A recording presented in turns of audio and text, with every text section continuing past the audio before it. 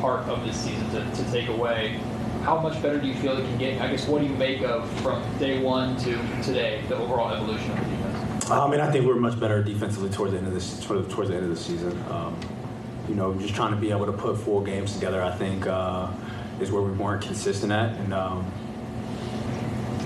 season comes to an end because of it. I feel like in that first half, I think we were a lot better than we were in the second half, but at some point we have to be able to find that consistency on both ends of the court. You had Keon and Keegan have such great games against the Warriors, struggled tonight. Going back to your first, second, third years in the league, what did you make of the young player, ups and downs that just naturally come with your development? Yeah, man, those things happen, but you have to be able to just stay the course. It's hard to be in this league. It's just hard. Nothing's going to come easy. Obviously, someone like Keon went undrafted, ended up fighting for a spot, and he was in a play-in game starting. So, those guys put in the work, and consistency comes with that, especially as you start to get older, as you start to get used to this league. But it's never going to come easy. It's been a discussion outside of your guys' locker room this year of the offense versus defense and take one to give another. Just, I guess, to set the record clear, do you think there has to be a sacrifice on one end to focus on another? No, I just think as players, as individuals, you have to continue to evolve your game. You have to continue to get better. Not only just going into the offseason, what can you add to your offense, but are you going to be able to guard somebody defensively? And I don't think that there has to be give and take.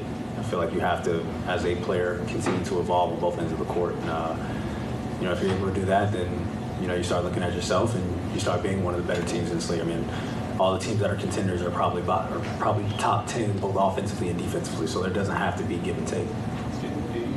There's probably times earlier in your career you're entering an offseason feeling in an unstable place franchise-wise. Do you still, even though not playoffs, enter this offseason still feeling like you guys are kind of in a stable place? I feel like there is some stability, but like I said, obviously no one's happy with the way that we ended the season, but obviously there's a lot more stability than there had been in the past, but at the end of the day, as a team, we have to get better, so you never know what can happen. Do you plan to watch the playoffs at this point? I mean, how do you handle that now? I've never been that type of person to just watch, though. Sometimes when games are on and you're out eating, like, they're on, and there's nothing you can pretty much do about it. I'm not going to sit there and with my eyes closed, but in the house, no, I don't really put them on, not too much. I mean, obviously I have guys that I grew up with, and sometimes I'll watch the games, but guys that I played with in the past know that I'm not watching this. Obviously, you and Malik are close. He has an uncertain future. What do you make of his value to the team, and how important would it be to get him back? I mean, obviously, I think he was extremely big for us.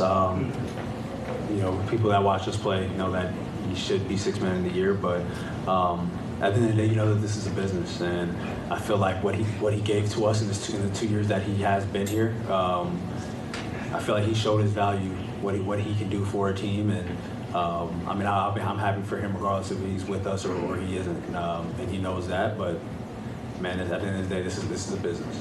You can only play basketball for so long.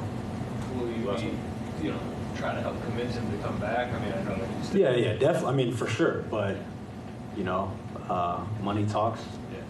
Like I said, you can't play this game for forever. You have such a short window to play basketball. Obviously, not everybody's going to be Bron or CP and play 19, 20 years. So you have to be able to get paid whenever you can, obviously. And I mean, that's what Vince Carter told me. And he played 21 years. So, man, like I said, Malik was great for us. Obviously, I would love to have him back, but I don't know what the future holds. Thanks, guys. Thanks, Walker. Thank you.